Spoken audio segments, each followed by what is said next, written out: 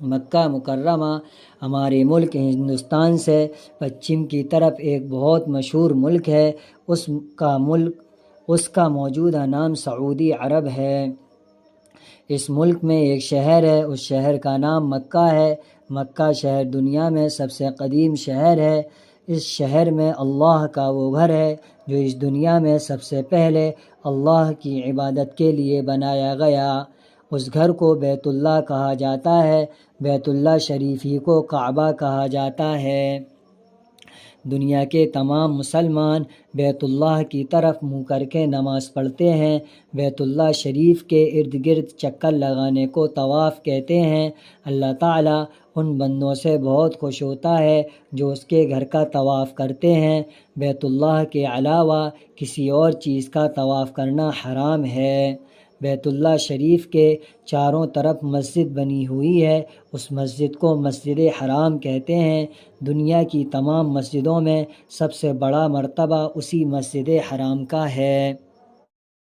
مسجد حرام میں ایک نماز پڑھنے سے 1,00,000 نمازوں کا ثواب ملتا ہے۔ بیت اللہ شریف کو دیکھنا بھی عبادت ہے۔ اللہ تعالیٰ کی جانب سے بیت اللہ شریف پر روزانہ 120 رحمتیں نازل ہوتی ہیں۔ ان میں سے 60 رحمتیں طواف کرنے والے کو ملتی ہیں اور 40 رحمتیں مسجد حرام میں نماز پڑھنے والے کو ملتی ہیں اور 20 رحمتیں بیت اللہ شریف کے دیکھنے والے کو ملتی ہیں۔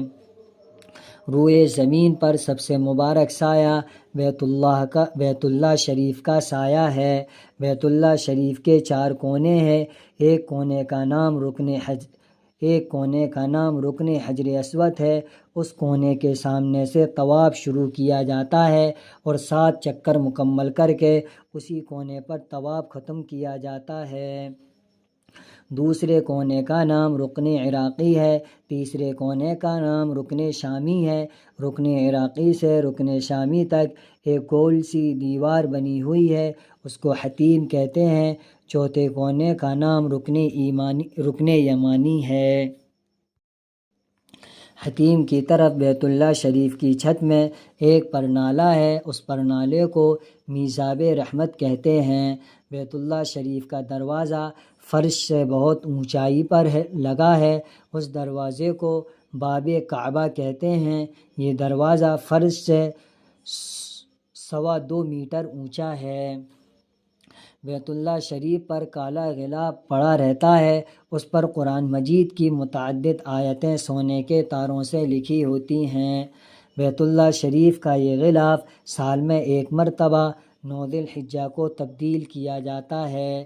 مذہب اسلام نے دنیا کے تمام مسلمانوں کو ایک مرکز پر جمع کرنے کے لیے انہیں حکم دیا ہے کہ وہ کہیں بھی ہوں، جب نماز کا وقت ہو جائے تو وہ بیت اللہ کی طرف ہی رخ کر کے نماز پڑھیں۔